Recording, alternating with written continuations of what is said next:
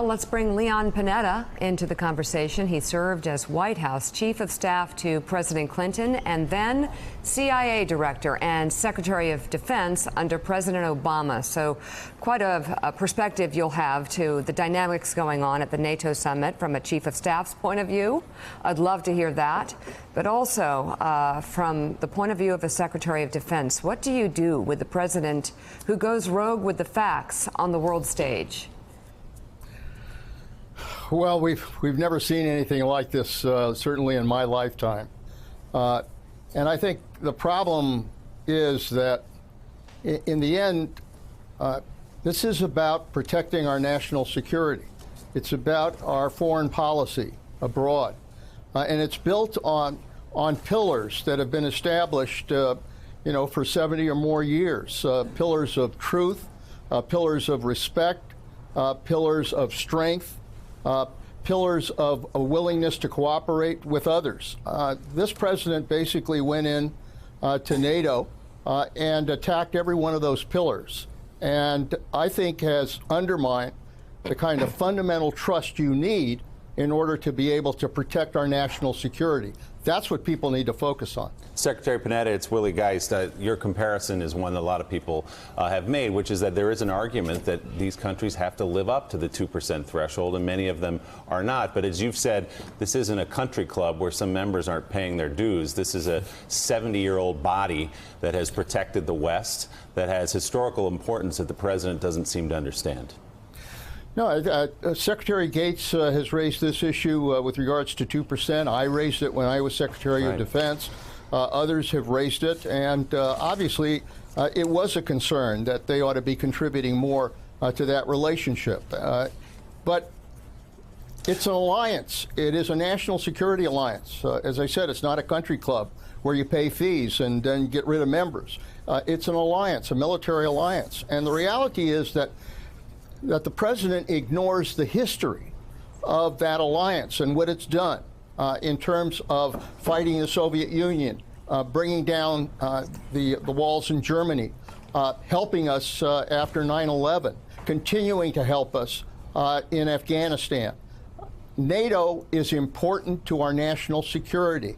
And very frankly, this president is about marketing himself as opposed to dealing with what history is about. He wants to go in, he wants to show that he's a bully, he can threaten people, and that the only reason they're responding is because he's threatening them. That's the act that the president's engaged in here.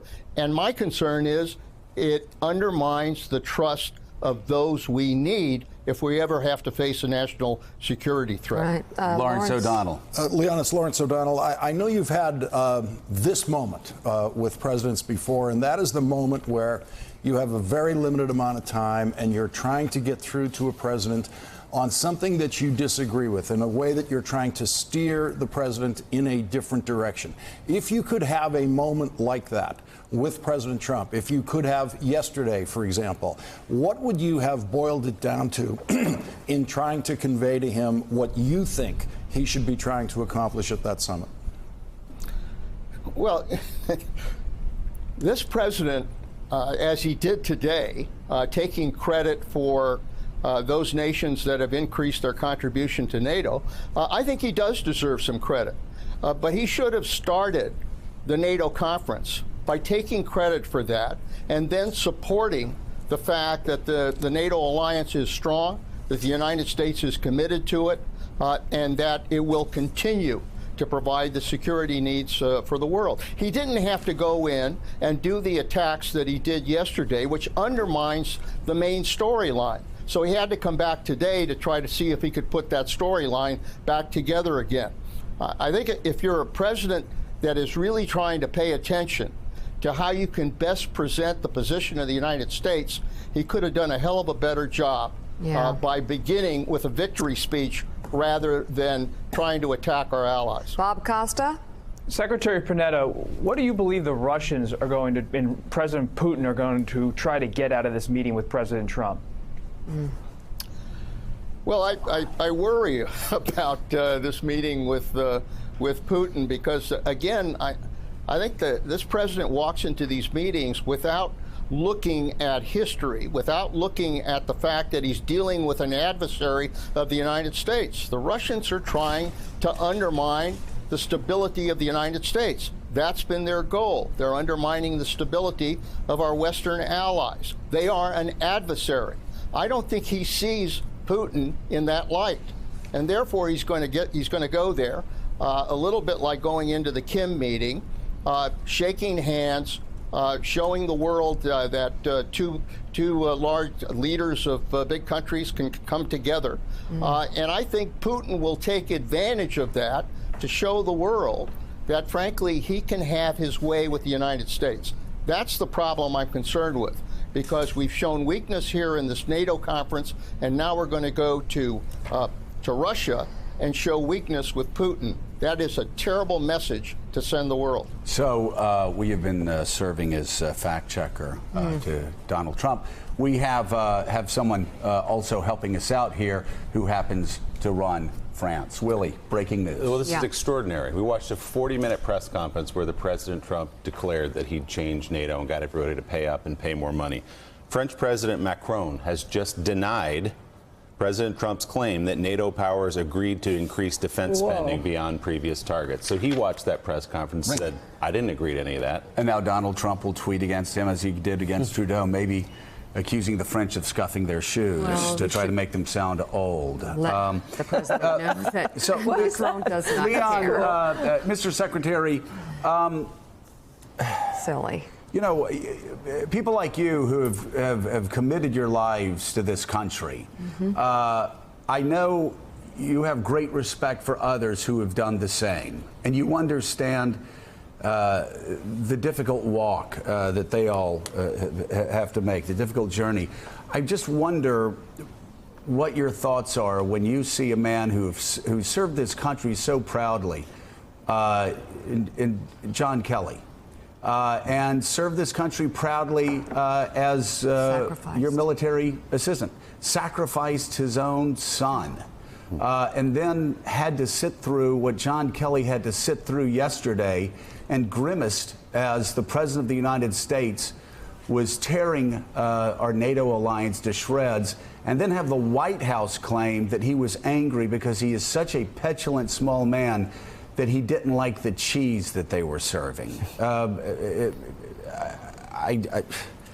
My gosh, I just, what do you even say to that? How do you even deal? How does John Kelly even deal in that environment?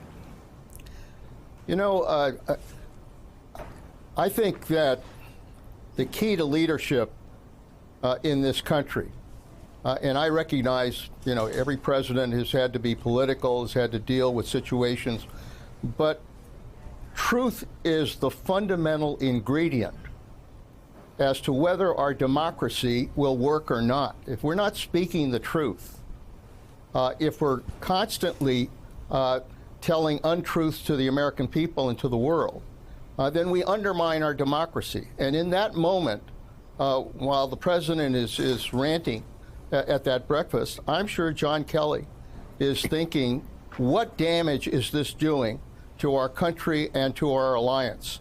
Because he's a Marine, he's a first-class soldier, he's dedicated to this country. I think when he hears that kind of comment, it probably turns his insides, you know, into a grinder, because he's seeing our country being hurt. Yeah. That's the concern that I have. This president, for all of the entertainment value of this president, he is doing incredible damage to the integrity of the United States. John Meacham.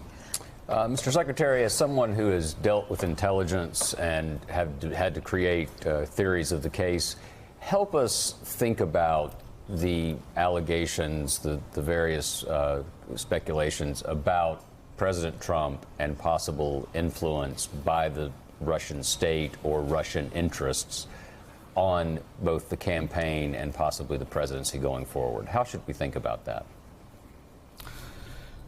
Well, it's obvious that that our intelligence agencies have clearly established that the Russians tried to interfere in our election process. And the intelligence that I've seen in the time that I was there, and I'm sure the president continues to see, shows that Russia continues to try to undermine the security of our country. And yet the president acts as if those threats are not serious, that when Russia says they had nothing to do with the attacks on our election system, he says, I believe them. And it raises a real concern about whether or not this president truly appreciates the fact that he is dealing with an adversary of the United States and of the world. Every president that I've served and worked for under, these last 50 years, every president recognized the threat that Russia constitutes to us and to the world. This is the first president who denies that, and I think I'm concerned by that fact. All right, Secretary Panetta, thank you so much for being with us this morning. Good to be with you. We greatly appreciate it, and thank you for your service to our country. Thank you. Thanks for checking out MSNBC on YouTube, and make sure you subscribe to stay up to date on the day's biggest stories. And you can click on any of the videos around us to watch more from Morning Joe and MSNBC. Thanks so much for watching.